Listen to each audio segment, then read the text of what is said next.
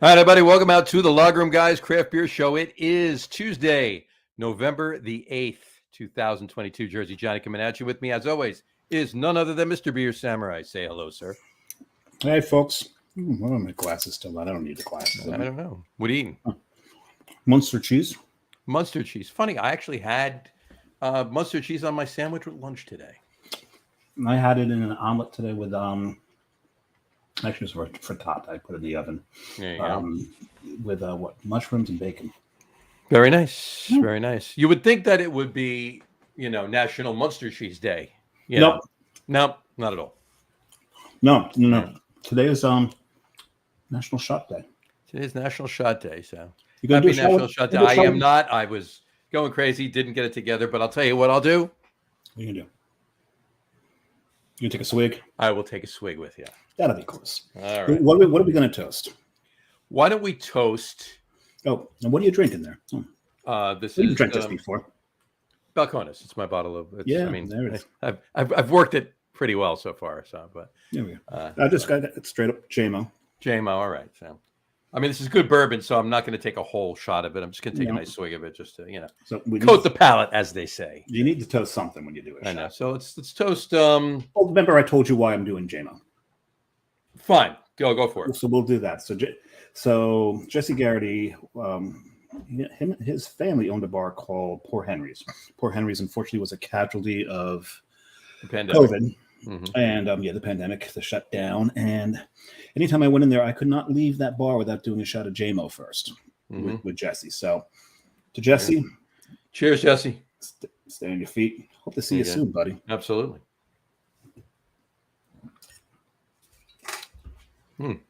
That's good stuff. I'd have preferred it in a glass. Actually, I'd prefer it over rock sipping it right now, but good enough. It'll do. So happy National Shot Day, everybody. It's also, I hear drink wise, it's also National Harvey Wallbanger Day, right? Harvey Wallbanger, and John was a bartender, so John knows what a Harvey Wallbanger is. Mm-hmm. That's when you take a guy named Harvey and you just bang him against the wall. Exactly. Until the neighbors call the cops. Exactly. Harvey Wallbanger is a screwdriver with Galliano. Galliano. The tall, skinny bottle. So it's an Italian screwdriver, pretty much. Harvey Wallbanger, right? So then Galliano's that bottle that no matter what bar you go into, doesn't fit. You can pick it. You can pick it right out because it's the tallest thing in the bar. It's about that big. Like one finger. It's about that big. Can you move your fingers a little to one side or the other? That's a little disturbing. Thank you. There you go. It's about that big. There you go. All right. Anyway, it's been a good week so far. I voted. Yeah, I got my sticker. Get your sticker. I didn't put it on. It's bigger got another sticker. Bigger this year. I did get another sticker. Somebody handed me this one too. Well, that's a regular occurrence. I was like, but I says you didn't have to hand me this to let me know that. I told him that. And people listening to the podcast, I don't know. Watch the show if you want to. Watch the show, yeah. If you want to know what that was, turn the show on Facebook or our YouTube channel at 4 minutes into this show. There you go. So, anyway, all right. I want to drink a beer. Let's get our guests on. I want to drink a lot of beer. I've had a rough day at work, and I need to get some. The shot helped take a little bit of the edge off, but there you go. This show's about beer. Yes, it is. And whiskey. You have to make beer first before you make whiskey. This is very true. This is very true. So, but we that many times. Yes, we have. So, but let's start drinking beer. We usually don't just start drinking our beer until we introduce the guests. So let's introduce the guests. Let's bring them on right now. Welcome to the show, Chris Alepa and McLean. Chris is the owner, and McLean is the brewer at Five Dimes Brewery in Westwood, New Jersey. I've been there. Thanks for having us. I have to adjust this banner one time. Hold on. You do what then? What are you doing? Hold on. He's doing something. He's doing some technical wizardry down there in the background. I don't know. There we go. That's better. Now let's put it back up. There we go. Oh, thank you. There we go. Had to get McLean on the. You got to get McLean on there. McLean's like Madonna and Adele. He's a big superstar, so he does not need a last name. He doesn't know last name. No, Cher. It's just McLean. That's it. Right. It's easier that way. Exactly. Michelangelo. That's a good one. That's a good one. Well, because he's the maestro of beer at the brewery. So there you go. There we go. All right. Maestro. The artiste. Exactly. How you guys doing tonight? Better now, thanks. There you go. What are you guys drinking tonight at the moment? Assuming you are drinking. I have this is one of our. It's called the Sunny Day. It's our American IPA. Okay, fair enough. Easy I drinking IPA. think I had that when I was there. That's a very yummy IPA. I like that. Fair enough. I'm drinking water because I'm off the clock. You're off the clock. There you go. You only drink on the clock. What a job. Well, Stop. Somebody's got to do it, right? somebody's got to do it, right? Somebody's got to do it. What are you drinking, Samurai? Not only am I going with all lagers for a change, they're all Czech. Is that a shame? Is that a problem? Or is that No, I'm loving it. So the first thing I'm starting off with Schilling's Alexander. They're Czech Pilsner. I love the fact that you can get this beer in Jersey now, that I don't have to run all the way up to Littleton, New Hampshire to get it. Exactly. Very, very true. Very true statement. And of course, I'm putting it in my new favoriteest glass, my Schilling dimple mug. This is Nice, very nice. Yeah, I told you, John's got to get make some of these for Coastal Brew Works. Coastal Brew Works dimple mugs. Yeah, we got to do that. Oh yeah, and look at this. The 16-ounce fit right in there without. It's a beautiful thing. It's a 20-ounce dimple mug. I will be drinking this lovely Pilsner that I picked up in Bergen County. It's called Pascack Pilsner. There you go. Oh, That's There beautiful beer. you go. Yeah. I'll be having that. So cheers, gentlemen. Bro, Cheers. Prost. Chins on. Roast. There you go. Skull. Let's go. My, I gotta go with Kampai. I'll go. my wife is Norwegian, so we throw the There you skull. Her. Yeah. Either that or you're from Minnesota, one of the others. Yeah, exactly right. Yeah. we learned by accident that if you put Prost into Google Translate and just let it detect language, it'll detect it as, what was it, Hungarian or something like that, I believe it was Hungarian for or Romanian or something like that for dumbass. dumbass. Yeah. Dumas.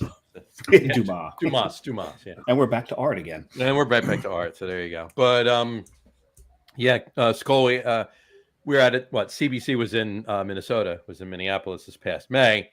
Plenty of bars we were in. There was people, screaming Skull. So that worked.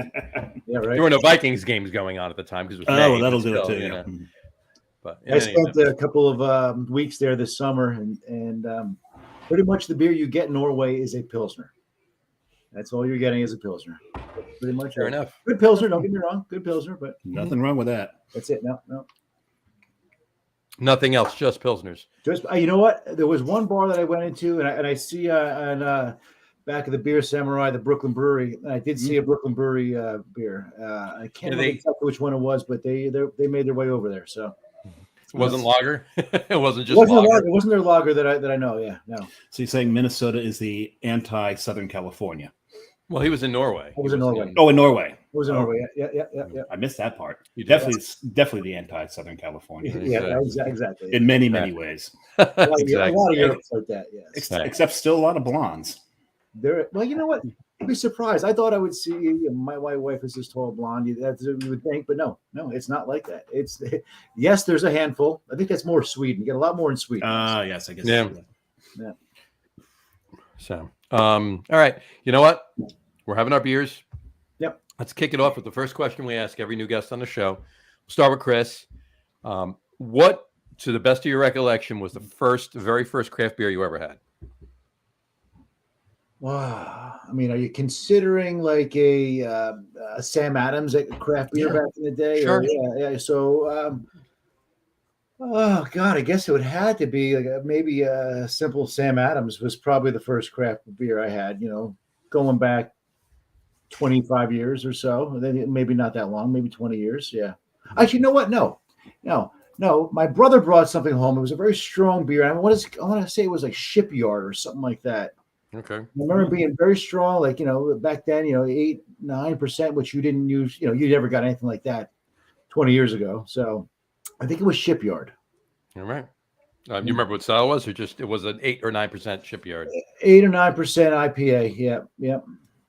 Sounds like wow. I'm going to try to get that answer while you guys are talking. Yeah. There you go. All right. Well, McLean tries to remember his first. What was yours, McLean? Oh, I grew up skiing in Vermont, so switchback. And Yeah. Magic Hat number 9, apricot. Mhm. Yeah, great gateway beer. Gateway beer. Thank you. Yeah. Yeah, exactly. Switchback was first, or Magic Hat? Oh, number 9 was- switchback. We'll say switchback first, but you can only get it on draft. And Mhm. I was too Oh, young what a to- shame. So I'd get a few sips off of pops, but no, I guess there was always a case of Magic Hat 9 Huh. when craft was still small. There you go. Yes. There you go. What was the switchback? Do you remember? What was it? Which switchback was it? Was it the? Oh, they only had the pail back then. It was just a pail. Yeah, back. I mean, Oh, wow. I mean, you're talking over 20 years now, but yeah, they only launched their variety in last 2 decades. That must have been 2010. They started branching off of the pail. Gotcha. Yeah. Yeah, I was at the first time I was at Switchback was a little after that, 2012, 2013, something like that. So it was more than just the pail. Sure. But cool. That's great. All right. We'll just go back and forth. Chris, what's your background? What got you into craft beer? What got you from that 8% IPA that your brother brought back for you? Yeah. to No, I've owning a brewery? always loved beer. Some people love wine, some people love booze, and some people like whatever. I like. Some people love it all. Beer. I like. Don't get me wrong. I've had my share of shots over the years too, but I always loved beer. And it came to a point where I was home brewing. I can't say I was the best home brewer. But I was home brewing. Can I say you were the best home brewer? No, you sure can. You can. I know my limitations too. So anyway, I knew that I wanted to put this together. I had an idea. I know many years ago to do this. I talked to a guy in the middle of Westwood who owned the Five Dime there, and I said, "Listen, if it ever comes to be, Steve, let me know. I think this would be. I have a great idea for this place. I think this would be great for a brewery." He's like, "Okay, I'll keep that in mind." Mm-hmm. And then I get a phone call, I don't know, maybe 4 years later. He's like, "Yeah, Chris, I'm ready." I'm like, "What are you ready for? What do you want to do? What's your beer? Want to talk about your band? What do you want to do?" He's like, "I think I'm ready to sell." I'm like, "All right." So we sat. The next day we talked, and within a week we came to an agreement. We shook hands and we worked it out. And then that was the easy part. The hard part was obviously making the town allow us to do what we want to do. And so easier said than done, and very costly venture just to get to the point where we were allowed to do it. When you have to bring lawyers and this and that, and now you look at it shouldn't have been such a big fight and a struggle, because look what it's done for the town and how great it's been and how people love it. So anyway, I'm not going to talk about that stuff. So anyway, it's the same all over. Yeah, but the thing is, and I've heard that story, and I've heard the stories of don't go to Jersey because just go to Pearl River right there. It's so easy. You buy yourself a license and you can do what you want. But I was set on Westwood, and I wanted to be in this community, and so we put it together. And we're a little shy of a year now. We're blessed. It's been really good. We brought McLean on, which was the greatest thing we could have ever done. We put the national search out, and I don't think we could have asked for a better brewmaster. Not even just a brewmaster, just someone with the intellect to help us make sure everything was put together correctly before we even opened. Just the setup of the brew house, every you name it, he had an answer for it based on his experience, and we lucked out on this one. So yeah, but I like that. McLean had one ear open until you start saying nice things about it, and then all of a sudden, boop, both are on. He's like, I want to really hear this. Hold on, I gotta hear it. What was that again? Are we recording? Oh, this is indelible. This is out there. You can pull this anytime you want. Very serious, But Chris, you brought up something that was very important. You talk about how the town loves it, and I was up there, and we went into the brewery, and you can see how much of a part of the community you are. There was, I think, 2 separate parties going on at the same time. One upstairs in the upstairs room that you have, one downstairs at the long table. And I'm sure the pizzeria next door loved you because their pizza boxes were all over the place. Oh God, yes. I mean, how many of those pizza boxes do you guys recycle a night? I think we fill up a dumpster. On a weekend, we fill up a full dumpster. I'm not kidding. We really do. I'm not surprised at all. As many boxes. You had 2 parties, and I think one had 6 boxes, the other had 4, so there was 10 right there, and it was a quiet. It was a quiet weekend. Yeah. So yeah, you can tell that you're definitely part of the community, and they love having you there. So definitely worth the effort, huh? Yeah, I mean, it's all about community too. I mean, I mean, craft beer in general, the whole craft beer business is about community. It's so so much of a social thing, and everybody's it's such a tight knit community. So when you have that community aspect in the community you're in, and most of the time that does hold true, unless it's a craft brewery in the middle of nowhere, right? But yeah, it's such an amazing thing, and to there's a lot of towns that get it. And have gotten it for quite some time, right? Maybe it was even just the people in charge, or part of the people in charge had experienced that, had been in other towns before where it worked. So there wasn't that brushback immediately, or they just like beer, or they just like beer, right? Exactly. That's always a possibility too. But when you hear the stories about the towns, brewery, we don't want a brewery, I don't think they were fighting. I think they wanted the brewery. I think they're afraid. And my feeling is they're afraid that someone's going to sue them, and they want to cover their butts everywhere about it. So you got to go through this whole process and get all these experts and do this and do that. And, it's a lot of money that you have to pay, which I don't think it should be that hard. If you get a property, you want to put a product in there, and it's only going to help the community. And yeah, it's helped the pizza place immensely, but it's also helped all the other stores, and it's also put Westwood on the map as being a destination rather than just we have people coming from. I mean, we have people from Brooklyn, we have people coming from Connecticut, people coming from all over to for the experience. They want to be a part of it. So and it's. Right.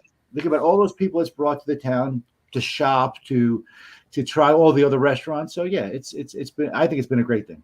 And yeah, absolutely. I mean, craft beer hobbyists like myself, we when we travel, the first thing we do is we figure out where are the breweries. Yeah. What have I not been to yet? Yeah, you've got to figure that out first. You're playing no matter where I go. Some of the trips you plan, some of the days you plan them around the breweries that are available to you when you're wherever you go. I had to do that in Italy because there weren't many around. Mm-hmm. Right. I running a few minutes late right now because my cousin called me. He came from the city and he wanted to pick some beer up, and that was great. And he's like, "Can you come over?" I'm like, "Well, I don't know if I have time. I'll come and meet you for a beer." So I met him for a beer or two. Anyway, this is a guy that wherever he goes, he has to plot it around his around the breweries. Mm-hmm. We were having a little party up in New Hampshire, and he's like, "Yeah, I'll be there." But unfortunately, he was supposed to be there at 12. But on the way from New York to New Hampshire, he had to stop at this brewery and that brewery and this brewery. And he showed up at 1:30 in the morning. I'm like, all right, you missed but you had a great experience and a great time. So, guarantee you one of them was Treehouse. Those are exactly. Well, yes. That's the Mecca up there. Those are the best of the best up there. I love those places. But Charles and Alexander, they have to hit every brewery, and they've done it pretty much through the country. They've done it. So, Sure. Love it. Sure. Yeah, Johnny does a lot of long road trips, as I do myself. Mm-hmm. And we did 3.5 years ago. Jess and I did 50 breweries in 10 days. That's impressive. So, and it wasn't the only thing we did either. We did plenty of other stuff too. Yes. Where was that? We went west. We went. I'll just give you the names of the towns. We went Cleveland, up through Michigan to Grand Rapids, Kalamazoo, into Indiana. We stopped in Munster. We had to go to Three Floyds, right? Of course you did. Through Chicago for the death metal. Right, up to Minneapolis, across to Green Bay, down to Sheboygan, down to Milwaukee, back down to Chicago, through Indiana to Columbus, Indiana. We had to stop at 450 North on our way down to Louisville, Cincinnati, Canton, Pittsburgh, home. That's impressive. Yeah, and you drove the whole way. Huh? Drove the whole way. Yeah. So that was a good trip. 50 brews in 10 days. That was definitely good. We'll be doing another one next year. But we do. I mean, that was the last time we did a 10-day trip. They're normally 4 or 5 days. But yeah, it's same thing. Exactly. You know, we plan it. Okay, this is where we're going. These are the breweries we're hitting. These are the other things we're doing. What order should we do them in? And then we put it all together. And then that's our game plan, right? You know, that's what it is. Google That's Maps a lot is of great fun. for that. That's a lot of fun. When we do the Great American Beer Festival, we'll take one of the days. And we always happen to start at the I forgot the name of it. It's the oldest brewery, oldest bar in Denver. We just start off, put up a nice Bloody Mary first early morning. You're not talking about Flat Rock because they closed. Well, this was probably 4 or 5 years ago. Yeah, so it's Flat Rock. Yeah, Flat Really? Rock. Yeah, closed. Okay, well, Oh. unfortunately, that's not going to happen again. But then after that, we would walk down the street and we hit 12, 13 Sure. breweries from early day to night. And when you can do that, it's a great experience. Absolutely. My a buddy of mine that I went to high school with he's lived out in Denver since '93. And anytime, you get him on the phone, and, we're talking about beer. And he's like, we've been on the phone a half an hour. 3 new breweries have just opened up since we got on the phone, Yeah. But there's such good liquid out in Denver. I'll tell you what. When I was out there the last time, it was a great research for opening a brewery. You kind of see what you want, what you don't want, what you like. From a perspective of what you want it to look like. More than anything else. Oh yeah. I like that. I like this. There's one thing I really liked there. I saw it in a brewery. It was a little maybe 4-foot railroad track. And that was so cool. So I said, when I open a brewery, I want to have a railroad track for your feet that goes all the way around. There you go. And so we were with the help of a guy in Westwood who owns the Iron Horse. It's a restaurant bar there. He's like, yeah, I can get you that. So Sean, he was able to get me 28 feet of railroad track. I'm like, this is great. It's a great footrest. So you see these little things that you like and you don't like, and you can kind of put it all together. Oh yeah. Oh no, that's the great part about visiting all the breweries too, especially especially when you're building out a brewery, right? You want to, and you go in any brewery and you talk to any brewery owner. There's something in the brewery that they saw and maybe morphed a little bit. Maybe they massaged it into their own thing, but they definitely got the idea from seeing it elsewhere. Oh yeah. Well, I got one correction. So it was Shipyard Ale. It was an ale. It was a Shipyard Ale. It was about 6%. So I was a little off, but it was 1989. Not for nothing. Back then, I think ABVs were a little understated. John and I have talked about Harpoon IPA was only 5.5%. It was listed like 5.5. There was no way that thing was under. No, that thing was a 7. Yeah, that thing was a 7% IPA. It was ridiculous. Yeah, Dave and I pretty much had the same thing. Like back in the mid '80s, our first craft beer foray, or a little bit after that, was Sam Adams Boston Lager. But then our first IPA was Harpoon IPA. Yeah. So. Yeah. But yeah, Shipyard was around at the time. Saranac kind of made its way. Yeah. Sierra Nevada obviously was people would hey, I look what I brought back from visiting my cousin in California. This Sierra Nevada. You got to try this stuff, And of course, even though it's really technically not craft beer, Yuengling's always been a popular one. Sure. Anchor Steam. Anchor Steam. If we, I venture to say we've had people on the show from all over New England, down to Florida, Texas constantly, Missouri, Minnesota, Colorado. We've never had anybody actually on the show yet in over 2 years. We've never had anybody on the show yet from California that was originally from California. I guarantee you there's going to be so many different answers because there was decent craft out there then, more. It started first. It started out there first. Yeah. Yep. Started there first. Yeah. And leached its way across here and launched everything else here. And then I'd argue to say that the brew pub in Vermont, Burlington Brew Pub, might have been the first, but Vermont Pub and Brewery, that's definitely an OG. Dogfish was early on too, wasn't it? Dogfish was 94. Yeah, they were 94. They were the probably third wave. Gotcha. Where things really started to roll, and that's a third wave. What wave are we now? 83. It just keeps going. I like No, to think. I think this is we're a still little bit sooner. I think this is still 3, actually. Third phase. Yeah, I think it's still 3, but fine with Dogfish that. Head was responsible for popularizing the pumpkin beer. Thank you so much. Yeah. Mhm. Yeah, that was.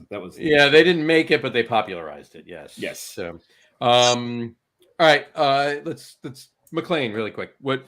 Let's shift gears to you for a second. What got you into brewing? What? Yeah, he where learned did- you from Vermont, right? Yes, I went to school in Vermont. Grew up in New Jersey, but skied. So I like to say I'm from Vermont, but nobody's originally. I grew up in New Jersey and skied in Vermont too, but I never did say I was from Vermont. Yeah, well, I try not to admit it when I'm up there, right? What was your really quick side question? What was your go-to ski area in Vermont? Sugarbush? Sugarbush. Mine was Killington. So Yeah. Anyway, I got Go into for it for wine. It was a freshman year of school. Didn't know what I wanted to do. Mhm. And Outside Magazine every year does dream jobs, 36 dream jobs, and there's a 200-word clip on vintner, all about biodynamic farming. Mhm. And dropped my major, and I wanted to grow grapes. So figured out that you make wine once a year and beer year round. So I started brewing in my dorm room. I was growing grapes out of once graduating. Managed a couple of vineyards. Started selling when I was 20 at the Burlington Farmers Market. Oh wow! If you're old enough to drink, nice. Yeah, You managed a couple vineyards up in Vermont. Yeah, just vineyards. Just about 10 acres total, 14 I think in total. Gotcha. Plots. No, we're not the one by the one across the street from Fiddlehead. I was not up there. No, that's the Shelburne. Vineyard. Shelburne. Yeah, Shelburne. Yeah. That one had been open. Ken, he was very helpful. He was buying my grapes in essence. It was down in Vergennes. Okay. The Minot brothers. They didn't do anything with it, and investments didn't come through. So walked away from that. And then I had an inside scoop through Ski Family, actually. The owner of the Aspen Brewing Company, his partner was leaving, and they needed help and knew that I was into beer. So 2013, shipped out to Aspen with everything on my back. That had to suck for you. Yeah, it was probably awful. It was best shape of my life. So it wasn't a brewing gig; it was a sales gig. And I wound up, when I wasn't on the road humping kegs out of the back of a Tahoe, I was on the can line cleaning tanks. And when you weren't on the slopes, you mean? Yeah, well, I got my weekends, fortunately. There you go. That's it. Yeah. But yeah, that's how I got into it. That's awesome. And then at that point, did you start brewing out at Aspen, or was that somewhere else? No, I was the annoying guy who asked every question under the sun for the 2 years there. Nothing wrong with that. Yeah, I was sales full time, but when I wasn't working, on the road, slinging beer, I'd show up before the brewer and lock the door and get the beer started. And they kind of didn't appreciate it at the time. But yeah, learned everything I could under those guys, even though I wasn't titled a brewer. Met my wife, who's from New York, upstate New York, and so we both moved east. And I wound up landing at the Half Full Brewery in Stamford, and they had a full production staff vacate. So really, it was just me on the floor for 3 months. So I went from not being a brewer to head brewer in 3 months. Wow. And when I got there, it looked like the place they were ready to burn it for insurance money. It was that bad. So, flipped it around for them, had some good credit for that. So that was really my foray into becoming a quote unquote brewer. Nice. But little training and just like we were talking about, building out bars. We look at another brewery and, want to follow what they did and see. Oh, yeah. Hell yeah. Absolutely. Sure. I mean, we learned everything we do in beer and how we make great beer from each other, So I ask a lot of questions, and that's how I got to where I am. That's awesome. Thanks. I love hearing stories like that. That's great, especially when they involve, things that I was doing too, skiing and everything else. But it wasn't. Yeah, Aspen. That's nice. That's nice. So, Aspen, ASPEN, Aspen, not aspirin. Aspen. I didn't say it out loud, so I saw you spelt. It's Aspen. It's like I could have sworn he said aspirin. I said Aspen. There you go. You heard roll, something. We always Listen, roll the tape. roll back the on tape these back. things, 'cause we do this Jimmy, all the roll time. it back. He starts Anyway. he starts to slur and claims Right. he didn't slur. So Anyway, Challenge flag. how did you and Chris come together?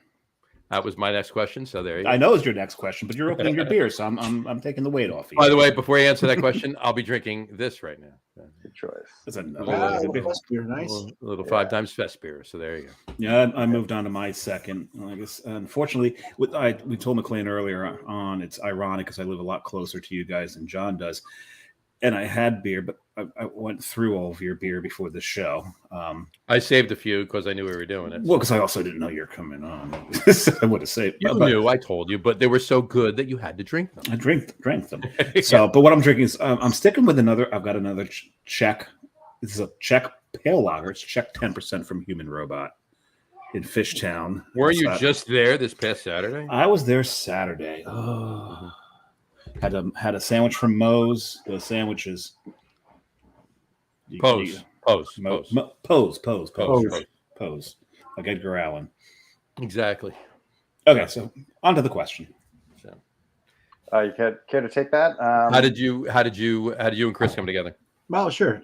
So well, I like I said, I put that ad out there for this national ad for a brewmaster, and we were doing some interviewing, and I thought I found a great guy, and I was about to hire a guy, and I had dinner with him the night before too. I'm like, I feel good about this. This is great. And the next day, this young guy comes in. He was working in Aspirin. He was working at Captain Lawrence, and we said, "All right, let's meet him." And we met him, and I'm like, sampled some of his beers. I'm like, all right, I think I'm wrong. I think this might be the guy. And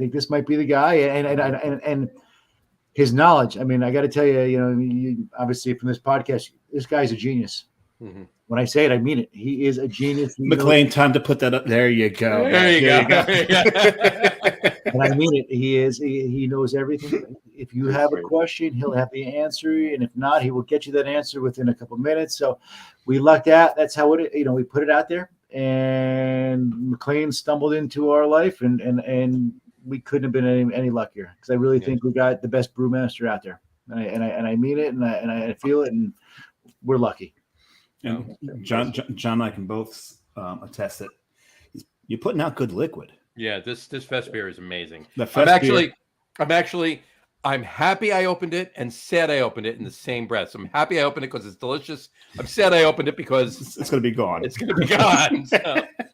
You'll make it next year, right? Right. We did a good stock of it the first. Well, we knew that it was going to be a big run. I do have to tell you, when I was at the brewery a few weeks ago, I did have like 2 or 3 of them while I was there. So it's not the first one that I'm having of this. So something we've said on the show a lot. It was it actually comes from one of our early guests from Rhode Island, actually, that you can always judge. You get those breweries that it's nothing but IPAs. And let's face it, an IPA is one of the easier things to make. Any flaw in your brewing process, you can hide with the hops. You cannot hide to an extent, but yeah. To an extent. If you're really off, no amount of hopping is going to hide that. No. But Pilsners, Fest beers, stuff like that, there's nothing to hide behind. And Pascack, I told McLean at the before the show started, that was my favorite beer there. That is such a clean, crisp, easy drinking beer. And the Fest beer was my second favorite. Yeah. It's just, and the fact that you guys can do these, make them taste so good, so crisp, so clean, that is your sign of having a great brewer. Absolutely. Well, I mean, go ahead. We've been saying it for 10 years that lagers are the trend for craft, and it's taken 10 years to start. It took a while, but finally, thank you. It's finally here. Thank you. Yeah, people are starting to realize. By the way, the top left hand, the top right hand looking at it, left hand not looking at it, top right hand corner of the screen. What's the name of the podcast? Oh, there you go. Anyway, but it's the rule of thumb, right? I mean, if you walk into a brewery, if I walk into a brewery and there's a Pilsner on the menu, that is the first beer I'm getting. Mm-hmm. Because if that sucks, I'm leaving. It's my one and done, and I'm out of there. if that Pilsner is like the best thing since sliced bread, I'm not leaving that. I'm just sitting there. Anybody else wants to go to another brewery? I'll be here. Yeah, Come get me when I'm running through the whole catalog. Right, exactly. So, like you said, that's but been yeah, our bread and butter, and yeah. it was nice. Chris was open to it, and we're trying to figure out our draft list, and Pilsner, Paskek Pilsner, the name was there. It was, that was definitely a home run. I'm on board, and followed that up with we got to do a Mexican lager. I mean, the easy drinking. We're going into summer, and coming off of all my past experience. And that was it, something that people want to have 5 beers and not get hit with it. And and there's a term. 5% is okay now. 5% is good. Yes. No, the Los Cinco is a fantastic beer. It's a fantastic. It really is. I haven't had that. I haven't had it. They had it on back on now. There. Yeah. Oh, is it back on? What, McLean? When's it coming back on? When Fest beer is done, I guess. Yeah, pretty soon. Well, I'll be there a week from Friday, so we'll see if it's done or not. Yeah, I was. I'll either have another Fest beer or I'll have the Mexican lager. So it was on tap when we were there, but between the Pilsner. Hello. Hi. Hi, guys. You gonna introduce there, Chris? Okay, this is my Nicholas. He's my 11-year-old. My oldest is Nicholas. There's Sophia. She's 15. Hi, Sophia. That's 2 of my 5 kids. There you go. 2 of the 5. Oh, God bless you. Yeah, that's it. And I beat it, kids. I'm behind you. Dave and I are behind you. We only have yeah, not together. Okay. Not that there's anything wrong with that. 4 different pours. Yeah, 4 different ones. Yeah. But what you call? Yeah, the kids are great. I was just telling, you weren't on when we've had a bunch of kids on the show before. not as the primary guest, mind. No. Well, I told the story to McLean before. I brought my youngest is 22, and my son, and I brought him up for when we were canning. When we were canning our double back in May, one of the batches, and we had to change the check valve in the canning line, but we poured some beer and we're just sitting there drinking it, and he looks at me, goes, takes a sip, he looks at me, he goes, Dad, we're drinking beer. I'm like, yeah. He says, it's 10 o'clock in the morning.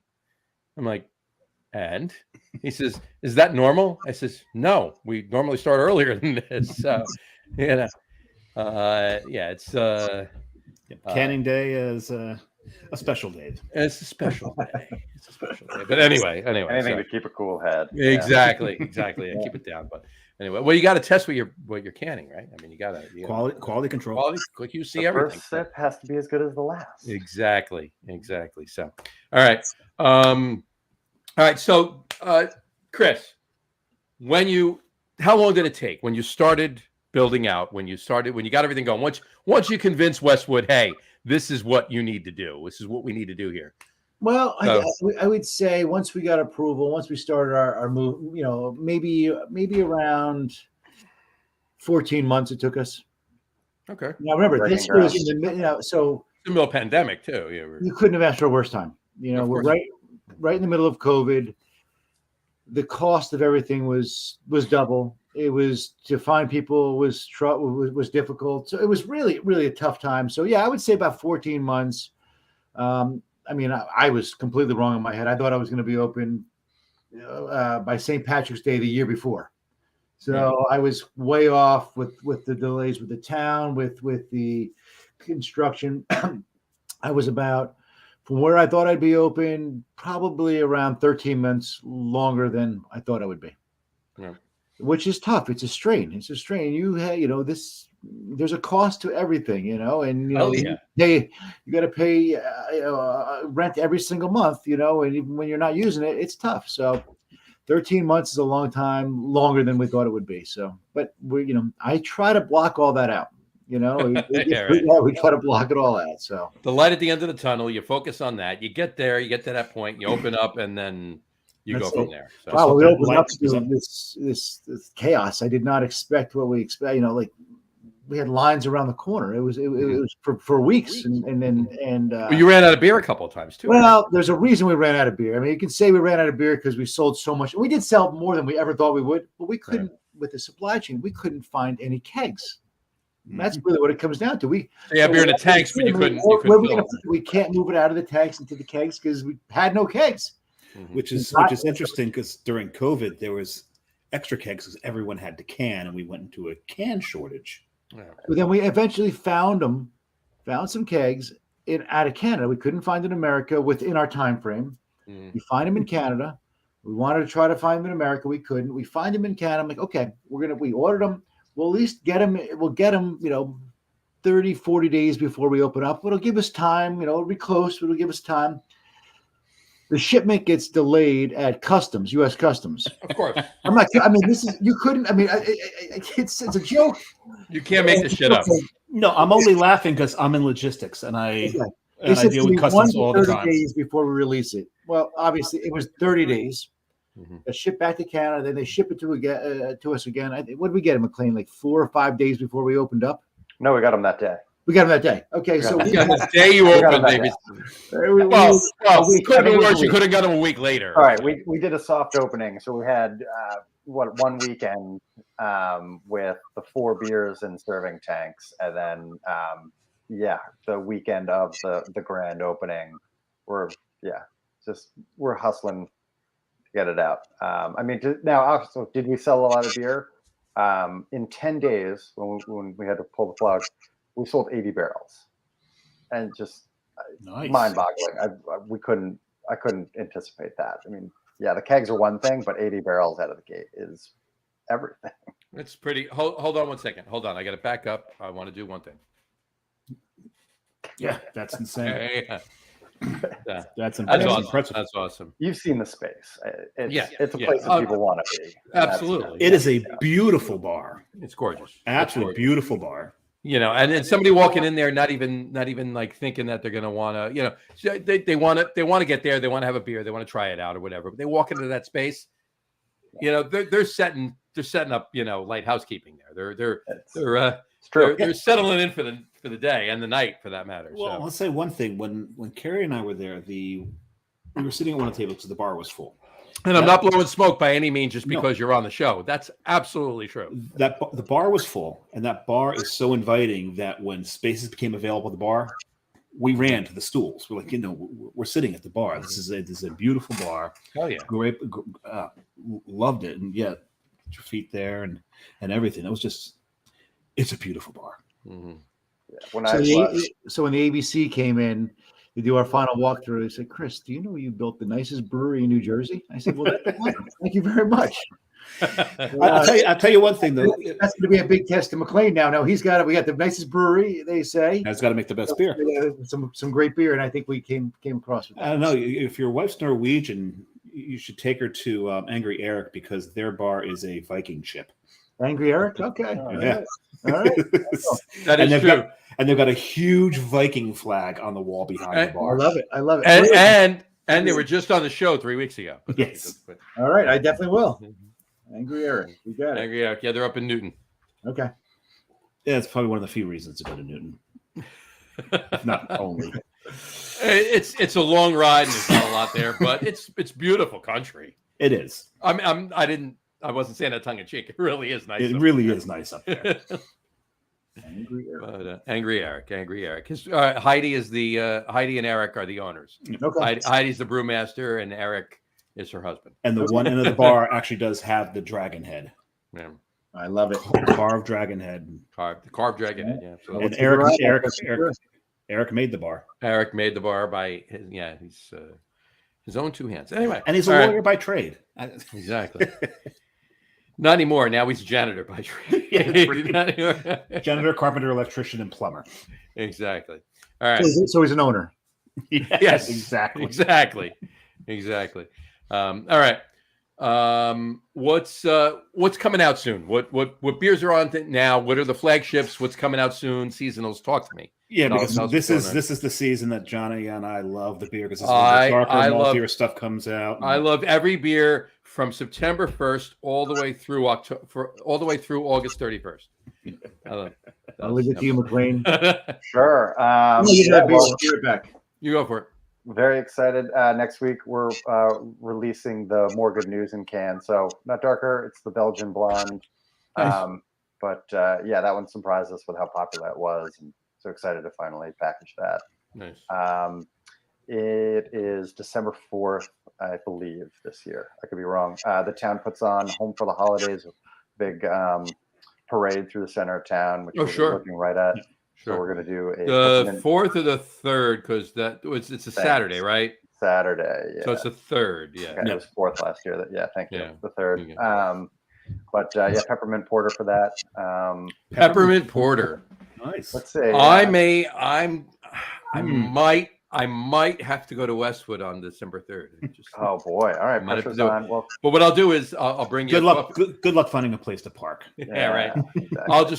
I'll park at Hillsdale and walk down. That's all. Better off. Yeah.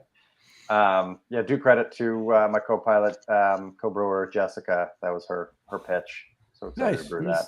Very nice. Great, excellent home brewer. So she had a great base, and we built off of that. Behind that, we had an asset, the Tatanka Brown, which when we thought we were going to open in January, that was the idea, and it was called an audible. So we haven't gotten to brew that yet, but so finally get to launch the brown and porter. So yeah, try to keep a broad spread. When's the brown launching? Early December, when a tap line opens up behind that. One of Johnny's favorite styles. One of my favorite styles. I actually, we're gonna do. I was talking to Dave. I actually have probably 8 or there's no way I'm gonna do them on a show, right? But then I have like 8 or 10 browns that I've like 2 or 3 of them or 4 of them I've gotten that I have to have. They've just been like I curated them. The others are just like my favorite browns. So I think why not do them all in one show, John? That'd be a lot of fun. Oh yeah, 10 brown ales, 10 16-ounce cans on one show. Come on, you did 50 breweries in 10 days. 10 days, not 1 hour. You can handle this. What I might do is maybe we'll do the show together, Dave, and we'll split the cans. There we go. Then we can do that. Then I'm in.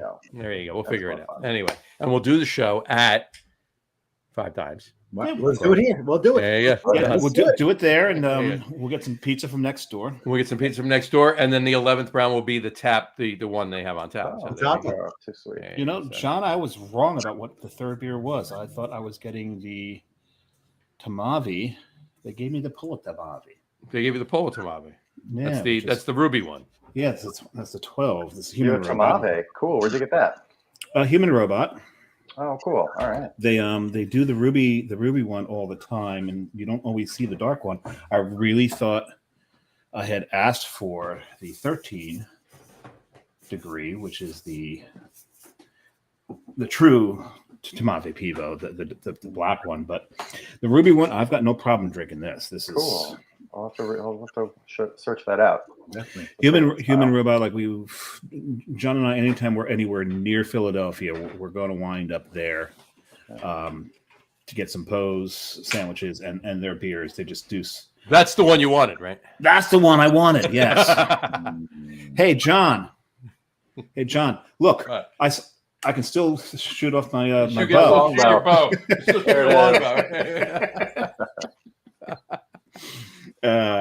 Yeah, Chris, you missed the history lesson, not the before the show started that we went through with a lot of stuff.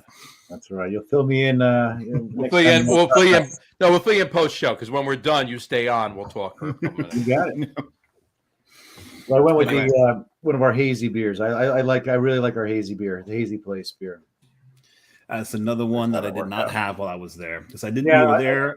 If you love haze, I love hazes. You know, I'll drink more of a lager is usually what my go-to beers. But I do love a haze in the summertime. Just something I love. So hazy beers are good. Absolutely. I love them too. And for I'm almost finished with the fest beer, but when I do finish it, I'm gonna wrap it up with a third beer, and my third beer is gonna be this beer. Hey, that's what I'm doing. There you go. That looks familiar. Looks a little familiar. There you go. I'd say that's the base to that is what got me the job when I brought them beers from my last gig was at the River Outpost up in Peekskill.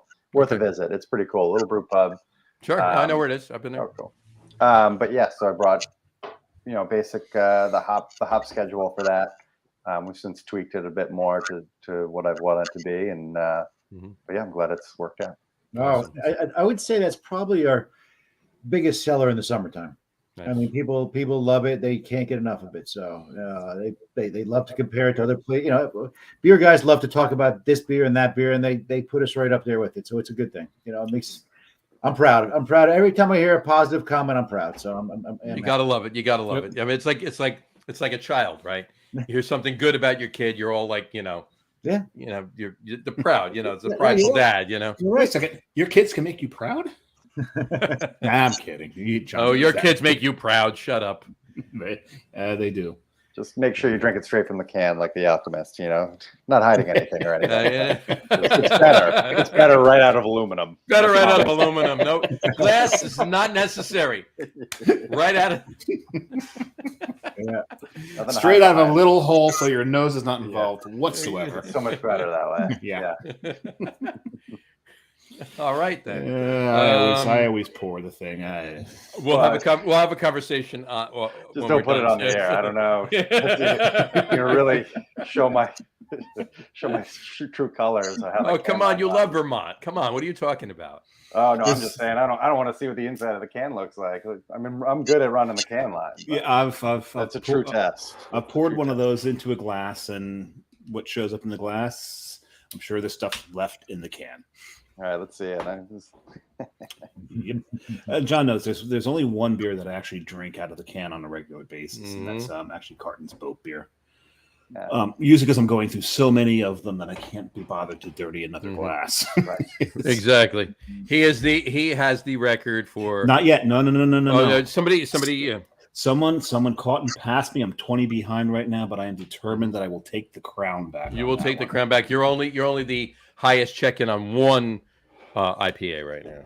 Yes, that would be a beer called Building Sandcastles, right. Brought to you by our sponsor, Coastal Brewworks. Building sandcastles when you need to build a sandcastle that day. Yeah. So Sorry, the podcast came before the brewery. Then the brewery came before the brewery, and then the brewery became the sponsor. So. The brewery became the sponsor because John talked his business partner into it. Yeah. Partners. Anyway, okay. Matt didn't care one way or the other. Oh, he didn't really care. No. Well, he's a producer on the show, and a part-time. I know he doesn't produce. He's like our other producer. He hasn't done his job in how long now? Well, he's a part-time host at least, and then the other. Yeah, exactly. He will do that. Exactly. The other one's just useless now. No, he was cruising. So. Oh, that's a beautiful looking beer you got there. Oh yeah. Oh, yes. What that looks like? That looks like a glass of tangerine. Nailed it. That was Hazy Place. Very nice. It's a relief to see it doesn't change color once it goes in the can. That's a pretty beer. It doesn't change color. A lot of colors. A lot of colors from Hazy's. This is delicious. I have to. Just kudos. This is very good. Thank you. Yeah, Idaho 7, Idaho Gem. I'll give up my secret. So Idaho. Mm-hmm. Oh yeah, Idaho. Idaho. It is. So we do like at the top of the show. We did National Shot Day. Right. We do days. Today is actually aid and a bet, or is it a bet and aid? Yeah, for some reason it's aid. It's a bet and aid, not aid and a bet. Punster's Day. Yeah, because it's usually aid and the bet. That's the crime is aid and the betting, right? Aid and a bet. Aiding and. Mm-hmm. But today is a bet and aid punsters. I'm trying to figure out if a bet and aid is some sort of pun within itself. Whoever made the day just wanted to switch it up. That's all I'm gonna talk about. I don't have 4 or 5 beers right now. You figure that out and you let me know. I'm never gonna figure that one out. No, I mean, you know what? I've watched a lot of Law and Order in my day, so it's definitely aiding and abetting. So. Boom, boom, boom, boom. Don't. Anyway, all right. Any events coming up other than the Westwood? We got home for the holidays on the 3rd, right? On the 3rd. Unfortunately, we were supposed to have a band playing on December 10th called Mini Kiss. Really? Really exciting. I was really excited. The vertically challenged. Yes. Oh my God, that's awesome. So we had it. So it's going to be a reschedule. Unfortunately, what happened was the guy who plays Paul Stanley, who is the leader of the band, suffered a heart attack. Oh, and he's okay. Oh, thank God. Okay. And so we put it off till March, April, maybe end of February. So So that's out. We have hired another band who's fantastic for that night, which will be a lot of fun. You got to let us know when that's There's happening. we just, after we just came through Oktoberfest and our Halloween activities. Mhm. Now it's just, we have some local bands playing on, every Saturday, some Friday, and it's a lot of fun. We have the local talent coming through the door, and I love seeing people out there drinking beer, singing, dancing, having a good time. Mhm. Aside from owning a brewery, aside from making some of the best beer, around, I love bringing music in. And to me, it's Absolutely. hand in hand. I just love to see people happy and singing and moving and dancing. That's it. Yeah. So until the end of the year, I want to kind of put together a Winterfest event. Nothing scheduled yet right now. But that's kind of takes us to the end of the year, besides our New Year's Eve party. We're gonna have a big New Year's Eve party. Oh, nice. Yeah. Very nice. And then we'll start it over again next year. You're going to be open late to New Year's Eve too, or are you going to be? Yeah. Is it going to be black tie? Absolutely not. Absolutely not. Only thing you have to really kind of dress up for is the Halloween party, which was a lot of fun. First time I dressed up in I don't know, maybe. What'd you go as, Chris? Well, I think I told you my wife is from Norway. So Yes. There's a show I used to love to watch called Vikings. Yeah. So I was Ragnar Lothbrok, and she was the field maiden Lagatha. So There you There go. you go. it was a lot of fun. But the best costume was what the heck was his name? From Elf. You know the show, the movie Elf? Yeah. What was his name? He had a name. Will Ferrell. Yeah, no, Will Ferrell. He had whatever his character was. Oh, Buddy Buddy the elf. Buddy the Elf. If someone came dressed as Buddy, that was the best costume. I mean, That's he great. had a silly smile on the whole time. It was great. That and two guys dressed as Dumb and Dumber. The guy with their tuxedos. That was great. That's the nickname of our podcast, actually. Yeah, exactly. We'll leave it to you to decide which is which. Yeah, that's it. That's it. So no, there's some good bands coming up. There's nothing, no major events going to be listed out there. No, that's fine. There's some great bands every weekend. You got to let us know when when I When will. the I have people asking every day. So we had it. Unfortunately, this is what happened. So if it's February, March, April, whenever it is, let us know. We will. As long as it's not the middle of April, I'll be in Utah. all right, All right. we got it. I'll keep that in mind when I book them. As long as it's the early March, I'll be on a trip. We're not sure where yet, but I'll be on a trip. And then obviously He's changed this trip's route. we've moved it around a little bit. But yeah, and don't do it on CBC weekend, of course, in May. All either, right, so. we got it. And We'll be in Nashville. And also, he's going to come out. There's one little break in the middle of Mini Kiss where he comes out and he puts on Slash's hat and he does little Guns N' Roses. That's nice. So you know, Love it. yeah. So I will keep you informed on that. I don't have. let us any- know. Definitely got to get up there for that. Yeah, no, any the holiday celebration in Westwood on the 3rd. That's a great time. The parade and everything else. That town, it's so great every year. I haven't been in a couple of years, actually probably about 4 years, but I used to go every year. Grab the kids and go. I mean, even as they got a little older, get up there. But No, it's a lot of fun. it's fun. You see, the last time I went alone actually, but. I find it's so it's not just Westwood. You have all the other surrounding towns, Sure. coming to be. Oh yeah, right, of course. All the Yeah. different floats and Mhm. antique cars and marching bands, and it's a lot of fun. It's just when you think of community, there it is. It's all right there in front of you. So Yep. Hey, now they have John, the opportunity to watch from the rooftop and check it all out and have a beer in their hand too, which That's is nice. great. That's a beautiful space up on the rooftop too. Yeah, It thanks. really, really is. hey, And you can John. Yes. I'm thinking live cast, Ooh, you want to do that? live show from On the 3rd, on yeah. December 3rd. We're not gonna have the room. I can tell you what. Man, you're gonna be fighting to get some space. We'll have to figure that out. That's a possibility. We might have to work. We have to do one the following Saturday too. Do we have to do one the following Saturday? The following Saturday, the 10th. Why were you doing that one? I'm going to let you figure out why we have to do one the following Saturday, the 10th. That wouldn't be in. I'm going to let you figure that out. Is that one in Bloomingdale? No. No, Okay, we'll figure that out later. you can't figure it out. It's National Lager Day. Oh God, yeah, we did it last year. Ooh. And the thing is, last year it was such a beautiful, beautiful day out. We were It was on a Friday last year, and it was gorgeous. And we were both. I was off of work that day for some strange reason, and we were outside without. We left our jackets on the picnic tables at Source Brewing, and just wandered around the grounds of Source Brewing live casting for Lager Day. And it's a Saturday this year. Yeah, definitely going live on the 10th. Exactly. So, but all right, yeah, we'll figure that out. But if we could figure some logistics out for the third, we could do that. I would love to do that. That'd be awesome to do that. So Yeah, we can put something together. All right. maybe go up on the roof. Yeah.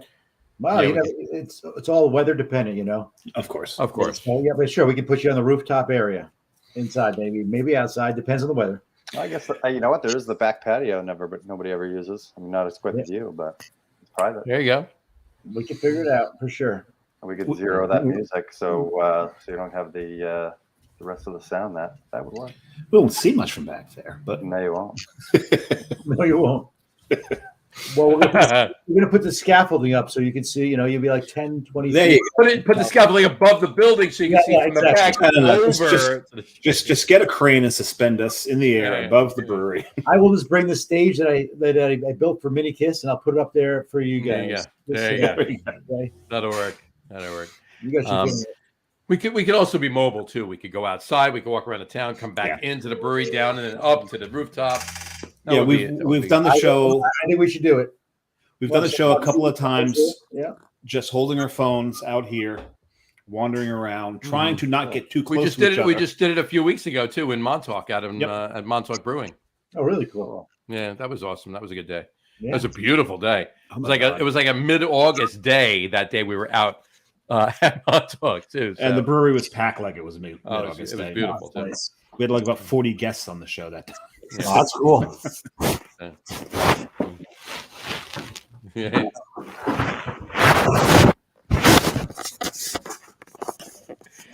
Better.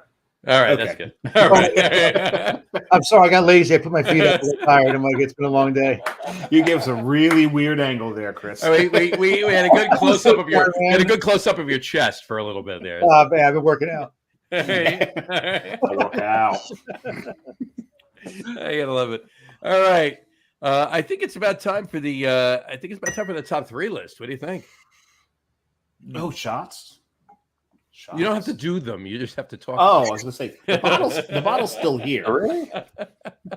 I mean, you can if you want, but you don't Let's have do to. it. So, all right, No, I'm going All to right. do 12. One for each one of your top. one for three. each. You do a shot for each one. Exactly. No, Yeah, no, I have to work. Don't do that. Don't do that. Quite the No. cabinet. Not a All good right.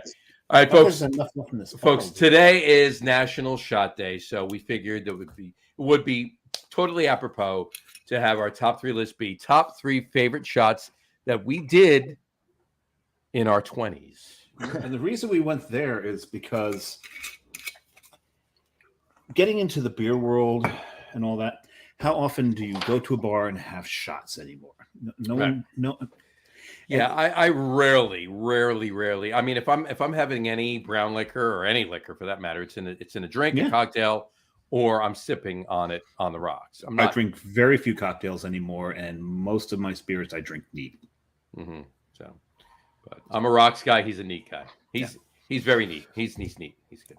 Yeah, and some things. Exactly. So in any event, slob and others, but okay. exactly. So, but in any event, tonight's again top three favorite shots we did in their 20s, in our 20s. In There our we go. 20s? In our 20s. Actually, that was on the post, so I Okay. copied and pasted.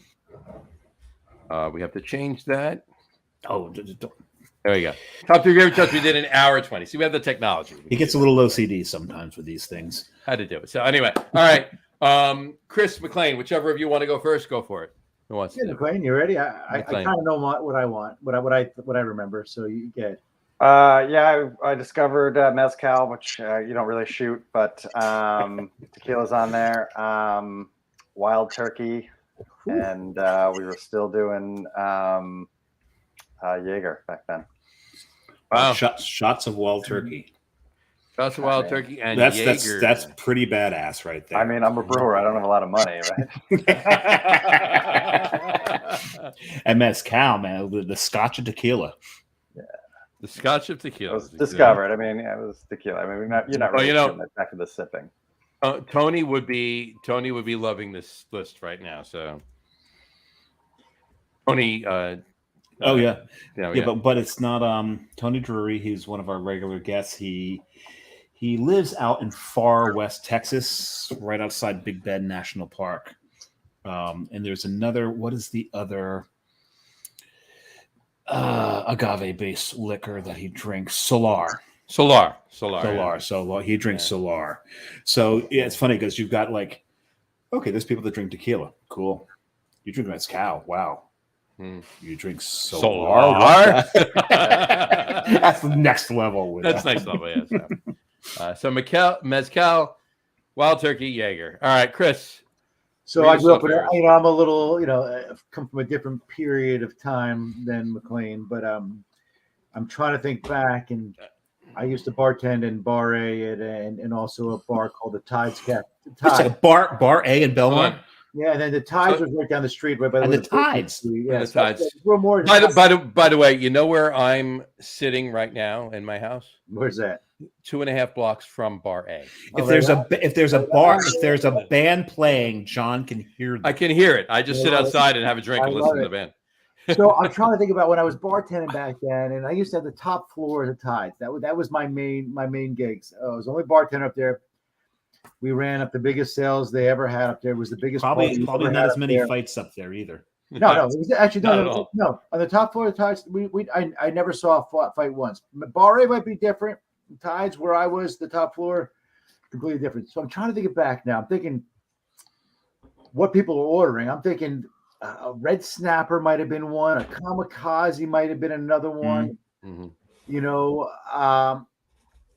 It's kind of what I remember. What I remember most about those, or what lack of remembering most in the early '90s, mid '90s, was a mind eraser. That was one shot that I remember. I swear, I think I don't know. I honestly really. But if you're doing a mind eraser right, it's not technically a shot. Well, it's layered with 3 different layers. Let me think, going back 20, 30 years. It starts off with, and I told John earlier today, this is going to be my honorable mention because I don't consider it a shot. You layer it. It starts off with Kahlua on the bottom, vodka on top of that, and then club soda. Soda, yeah. And you put the straw down at the bottom, and you suck that thing up. And as soon as you start tasting the Kahlua, the vodka washes it out. As soon as you get to the point where you're almost going to retch on the vodka, the club soda washes that out. Oh, it's amazing. And then you pass out. Or you think you pass out. Then you just do a whole bunch of stupid stuff you don't remember. Yes. Exactly. My friend Kevin, I remember Kevin down the shore. He went in there. We did this. Went into his parents' closet and decided to take a leak right there. He didn't even remember what he did. Next day, they told him about it. Well, it happens. Okay. So, this is what mind erasers do. It is in the name. Yep. So that's the 3 I can think of, So yeah, but we also, one of you guys mentioned earlier, shots earlier on. It went back to, or it led to a shot of JMO. JMO was pretty much a shot to go to shot. Or my lovely wife, she'll shoot. She used to like a little Jägermeister. So there you go. I like Jaeger. So Jaeger bombs. Yeah, no, not a Jaeger bomb. That's a different thing. That's a different thing. All right, Samurai. Well, he mentioned my honorable mention, and I wanted to bring that up because we did this in college. We had this roommate, George. My college roommate and I, we were doing mind erasers. He wanted to do a mind eraser, so we made one for him, and he picks it up off the table. We're like, no, you're going to sit down and drink this. I'm like, no, you're going to get on all fours on the floor and drink this, because his alcohol tolerance was so extremely low. And he didn't really have a mind eraser moment where he did stuff he doesn't remember, because he drank it, looked up at us, smiled, and fell over and passed out. He was just done. So that was an honorable mention to mine because it's not really a shot. But the ones I remember from back in the day, so that aforementioned roommate of mine, Bill, him and that whole crew, we'd go out, and at some point during a night, one of them would just yell, woo-woo. Woo. And we did woo-woos. And John, that's cranberry juice, Peach schnapps and vodka. peach schnapps, and vodka. So yeah, we would do woo woos. Once someone yelled woo woo, we were doing woo woos for the rest of the night. And it's like, how can you be manly and drink something called a woo woo all night? It's just my second one's a lot manlier. And I learned the potency of this drink at a place called, if you remember, Chris, the Polo Club. Yeah, that was in Town. That was in Neptune. Yeah. Okay. Yeah. I was the head valet at the Polo Club, and one night we're done for the night. I'm downstairs. Never mind. I'm playing the Arkanoid machine down there, and I'm getting ready to beat the runners' high score. So what does he do? He has them bring me a shot of Red Death. I've never heard of that. So Red Death is full of all kinds of stuff. It's basically a slow, comfortable screw. So you got slow gin, Southern Comfort, and orange juice in there. And vodka. Always vodka. Always vodka. Yeah. There was also grenadine, rum. What were some of the other things in that, John? There was something else. Galliano. Galliano was in it. Galliano. So this thing was brutal. The Harvard one. one. So I'm playing Arkanoid. I'm going to destroy his friggin' record because I've still got like 5 lives left and I'm close to it. They hand me the shot. I do the shot. I hand it back to him. I didn't even come close to his record because it just I couldn't focus on anything after doing a Red Death. But I love it's such a dangerous shot because it's so tasty, but you don't realize how much is in this thing. But my number one that I remember from then is this same runner invented a drink, and he called it the Snot. And this thing was equal parts Midori, peach schnapps, and vodka. You put in the shaker with sour mix, and you shake this thing up, and when you poured it out, it was this sickly green color with foam on top of it. But it tasted just like a Jolly Rancher. Now, there is a shot called the Jolly Rancher, but that's the apple version of it. This was more like the watermelon version of a Jolly Rancher. These things went down very, very quickly and dangerously. So those are my top 3. Johnny, yours. All right. Well, I'll give an honorable mention to the Kamikaze. All right, because there were plenty of those back in the day. All clear liquors and some lime. Mm-hmm. I'll also give a honorable mention to one that I did have. I can't say it was on a regular basis because it was definitely on the tail end of my 20s because we're talking about our 20s, right? So clearly your mind goes back to your stupid years, 20, 21, 22, right? My late 20s, I had kids, right? So, but in any event, there was a shot that came about. I was probably in my late 20s for it, and I did have a few of them. Because of the kids? Not because of the kids. No. Just I'd be out or whatever, and hey, we're going to do one of these. I'll try it. And I honestly can't tell you to this day why I did. I probably had maybe 4 or 5 of them ever. But I want to mention it because I want to bring it up, right? Because I did bring it up back in the day. We'll leave it at that. Yeah. Right. So in any event, and that was I think it was called either liquid heroin or liquid cocaine. It was called. So that was this was Jägermeister, Rumpelmintz, and Goldschlager. Oof. Equal parts. Yeah, that will definitely come back up. Yeah, that came back. Nasty. So I just had to mention it, so I was in the honorable mention. But Kamikaze did my one. So we got Soko and Lime is my number 3. It's probably on the forefront of that becoming a shot that people like a go-to shot. Probably before it ever became like a go-to shot. It was definitely drinking a Soko and Lime, especially down the shore, down this way. And Jolly Rancher, you mentioned it before. Jolly Rancher shot, that was big. But my number 1 shot that I had in my 20s, like it or not, and I don't right now, but I did, was Cuervo Gold. Yeah, straight up. Yep. There you go. Yeah. Oh, I don't think you can handle that straight up. If you're talking about shots in my 20s, that's the one I did the most. Good or bad. I remember when I was 22. I'd be drinking with you. I was 20 when When I was 22, I was in Mexico. I was in Cancun, and me and one other guy, we finished a fifth of Cuervo Gold in shots, just the two of us all night in one club. Oh God! Talk about not remembering anything. Yeah, that was a mind eraser in an episode. That was a mind eraser, right? Mhm. Yeah, that's And got I'll poor just- decisions written all over. I'll give you this really quick right now.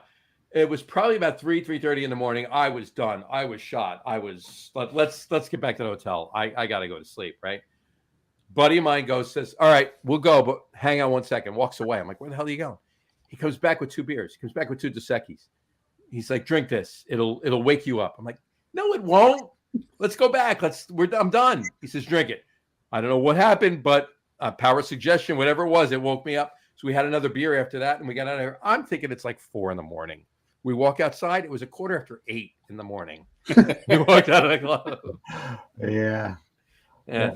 Those are the days. Can't do that anymore. I was thinking about shots as we were talking about this. And I remember early on, we used to hang out at a bar called Davy's Locker in Montvale, New Jersey. Davy's Locker in Montvale. That was our hangout.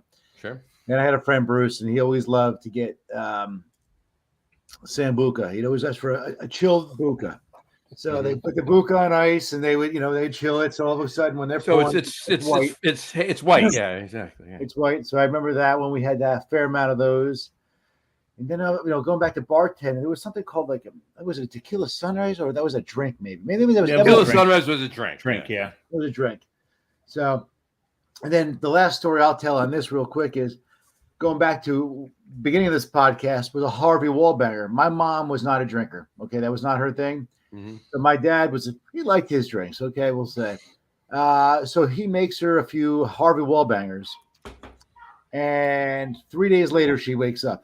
I mean, I'm not kidding. We're talking 40, 50 years later now. We still talk about those Harvey Wallbangers. Yeah. So I love it. It's a story, yeah, right? I mean, I've told the story I've said it a few times on the show. Really quick, I'll tell you. When I was, you know what? I'll tell you after the show. Go ahead, Dave. What were you going to say? Well, I was going to say, he brought up Sambuca. One of the interesting ways I see Sambuca shots done is the flaming Sambuca shot. Mm-hmm. And I had a friend who was let's say he was a bit of an attention whore.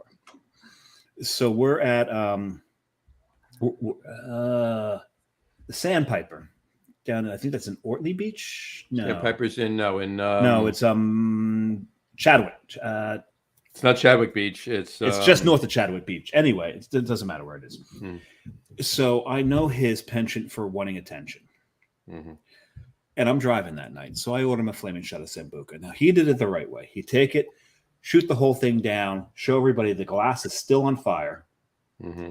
turn it upside down, and put it out on the bar. Right. So I kept ordering him these things until the point where he is absolutely friggin' trash. And he did something I don't think I'll ever see again. I brought him to his house. He had a long front yard. I pulled up at the curb. He crawls up the lawn. He gets to the front door, a couple steps up. He opens the screen door. He sits down. He's got his back up against the door with his knee holding the screen door open. And he's got his keys out, and he's going. And he keeps holding key after key up in front of his face. He must have gone through 20 keys, and there's only 3 keys on his key ring. Mm-hmm. And finally, he's like, okay. And then he just looks up at the keyhole. He's just looking at the keyhole. And he just goes, whoop, and puts the key in first shot and opens his door. Hold on. In the dark, sober. I can't get no one can do this. No one can do this. Divine intervention there. Yeah. Oh, and the best thing is he wakes up the next day, still drunk, has got to go to work, but he wakes up. For some reason, he's like, why am I sleeping on the floor? He's sleeping on the floor because he has puked all over the bed. Right. So he's like, so he gets up and he's like, puts his hand through his hair and it crunches. Because he's got dried vomit in his hair. Oh, nasty. He's telling me this story. He's like, yeah, my mother hates you right now. I'm like, then my job here is done, and I will toast my old friend Vin on this one. There you go. I got to tell you one story about a shot, and so I'm going to grad school down in Atlanta, and my buddy Kenny calls me. I just get there. He's like, Ken, let me show you down. Chris, let me show you downtown Atlanta.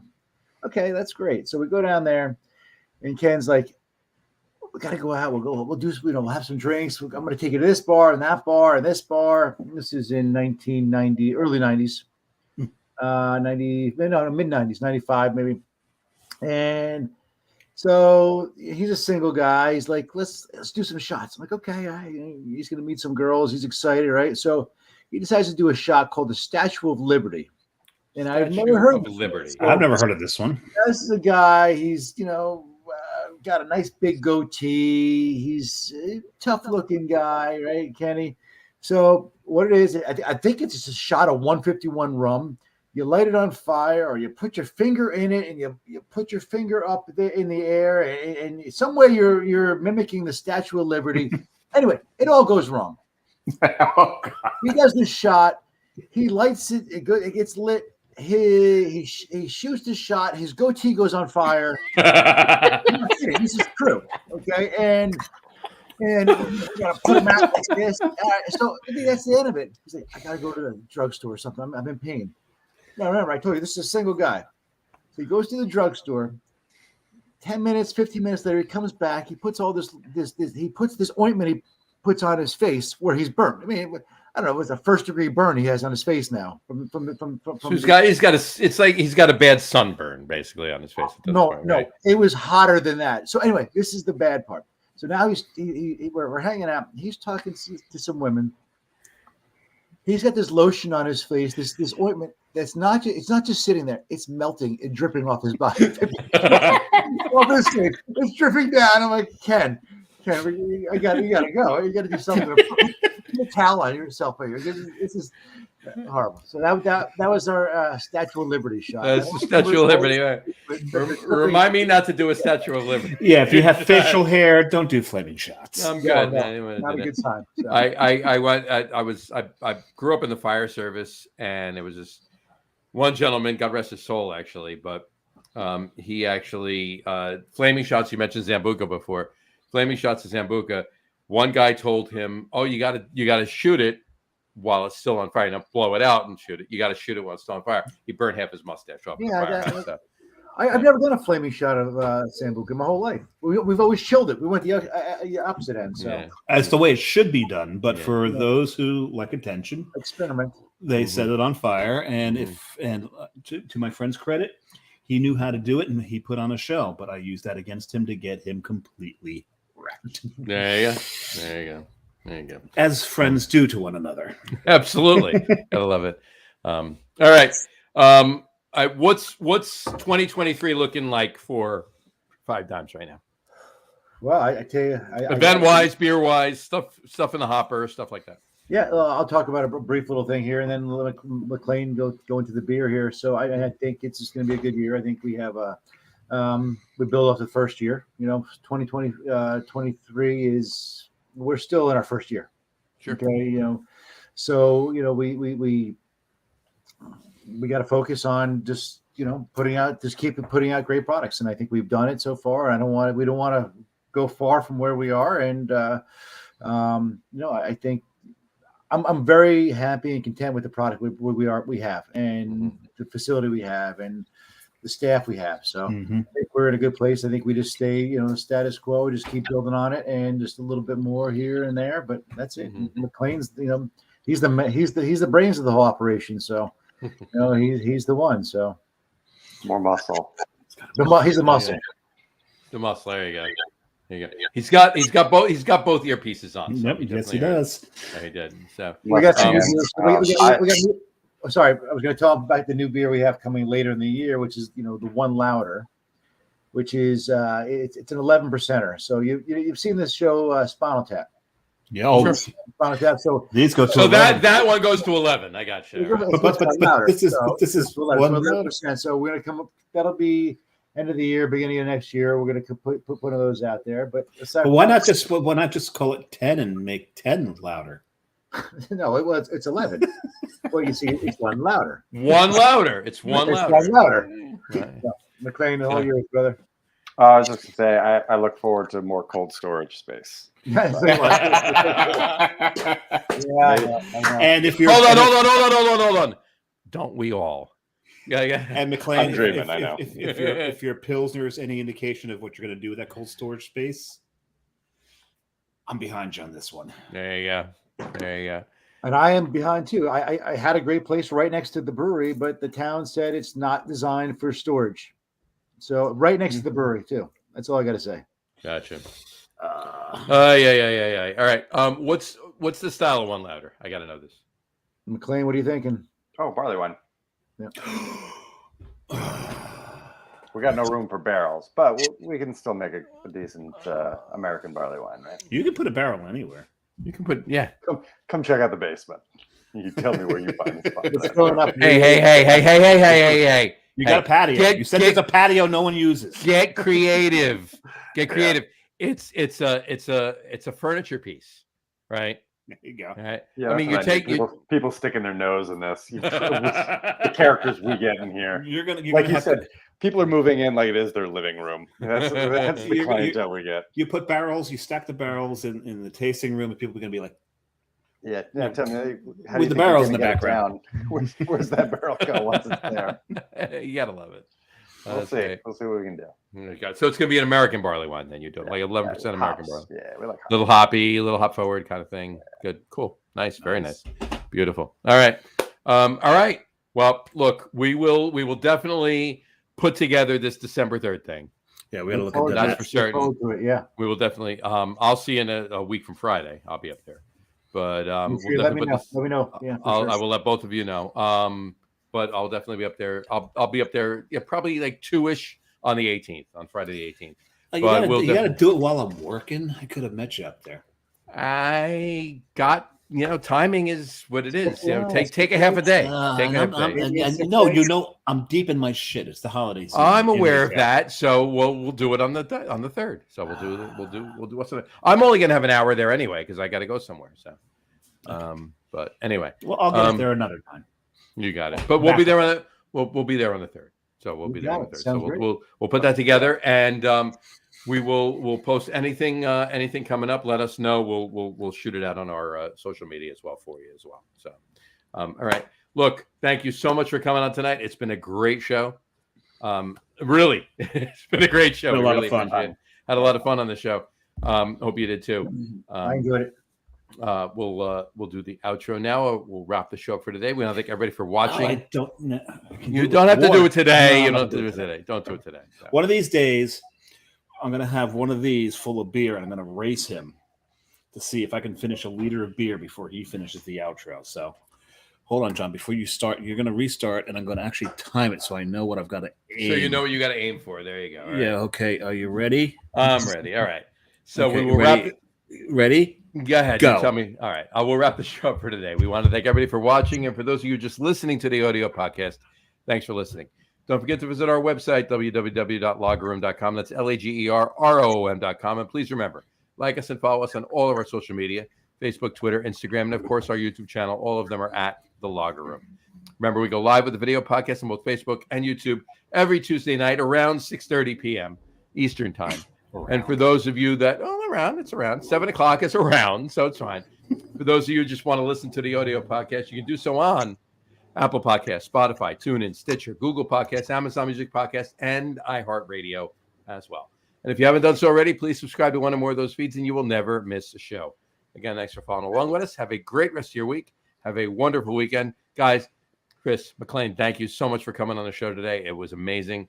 I had a great time. I know Dave did. I hope you guys did. This was a wonderful show.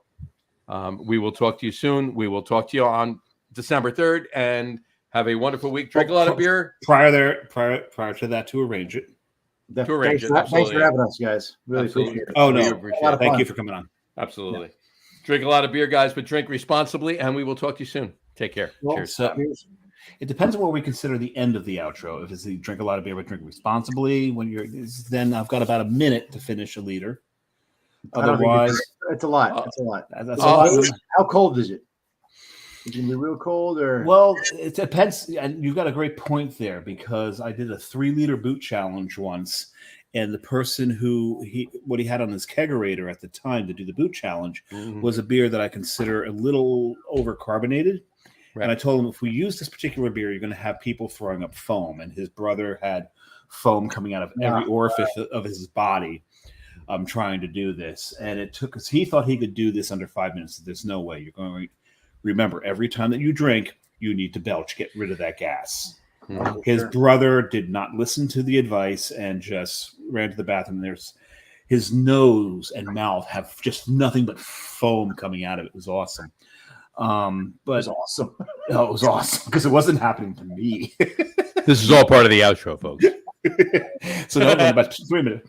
But it was so yeah, it really depends on what's in that. So I'm gonna have to pick something not quite carbonated. I understand that. Every we have a Christmas party every year, and not aside from the brewery, and we have a boot there, and we pass the boot around.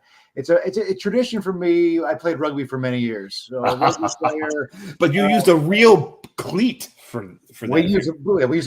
We use a boot. Wait a second. This is what now? What Eric from Angry Eric was a rugby player. So I got to meet him then. Yeah, we got this kind of the same story about drinking out of a cleat.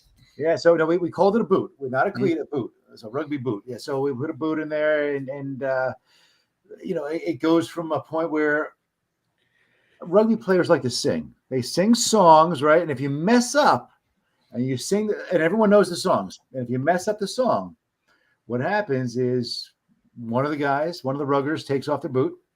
You fill it up with beer, and I'm not going to say what else might go into the boot. And that person has to down that whole boot. I'm talking about at my Christmas party, a glass boot. Okay, yes, so it's a little different now as I've gotten older and understand, what you put in your body actually might make a difference here and there. So that's the boot. So yeah. There you go. Fair enough. Anyway. All right. Well, like I said, drink a lot of beer, but drink responsibly, folks. And we will talk to you soon. Take care. Cheers. See you next week. Cheers. Chris McLean, thank you so much. Yes. Thank you, guys. Awesome, guys. Thank you.